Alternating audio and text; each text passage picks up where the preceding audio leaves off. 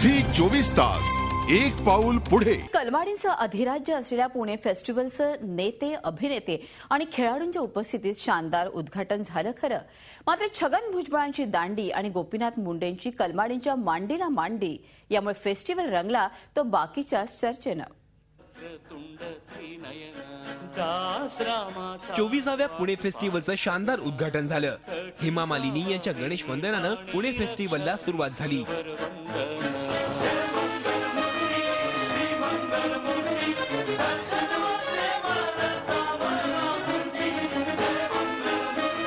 ज्येष्ठ नाट्य दिग्दर्शक सतीश आळेकर, नेमबाज विजय कुमार, गगन नारंग आणि एव्हरेस्ट वीर उमेश झिरपे यांचा या वर्षीच्या पुणे फेस्टिवलमध्ये सन्मान करण्यात आला।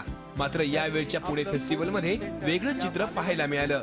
ऑलिम्पिकमध्ये मेडल्स मिळवत साऱ्या देशाचं नाव उंचावणाऱ्या खेळाडूंना नेते, अभिनेते आणि अभिनेत्रीच्या मागे स्थान देण्यात आलं। नेते, अभिनेते पुढच्या खुर्चीवर तर ऑलिम्पिकवीर सुशील कुमार, विजय कुमार यांच्यासारख्या गुणी खेळाडूंना मागच्या रांगेत बसवण्यात आलं आणि हीच गोष्ट पुणेकरांसाठी खटकणारी ठरली।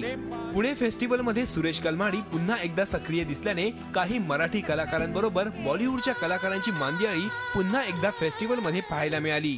अभिनेत्री हेमा मालिनीसह नेहा धुपिया, परिणीती चोप्रा फेस्टिवलचं आकर्षण ठरल्या, तर दुसरीकडे कलमाडींच्या मांडीला मांडी लावून बसलेले भाजप नेते गोपीनाथ मुंडे तसंच काँग्रेसचे 4 मंत्रीही फेस्टिवलला जातीनं हजर राहिल्याने अनेकांच्या भुवया उंचावल्या।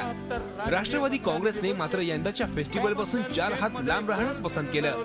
राष्ट्रवादीचे नेते आणि सार्वजनिक बांधकाम मंत्री छगन भुजबळ कार्यक्रमाला उपस्थिती लावणार होते, मात्र त्यांनीही आयत्या वेळी दांडी मारली, तर महापौरांची अनुपस्थिती हा ही चर्चेचा विषय ठरला। झी 24 ताससाठी ब्युरो रिपोर्ट। झी 24 तास एक पाऊल पुढे।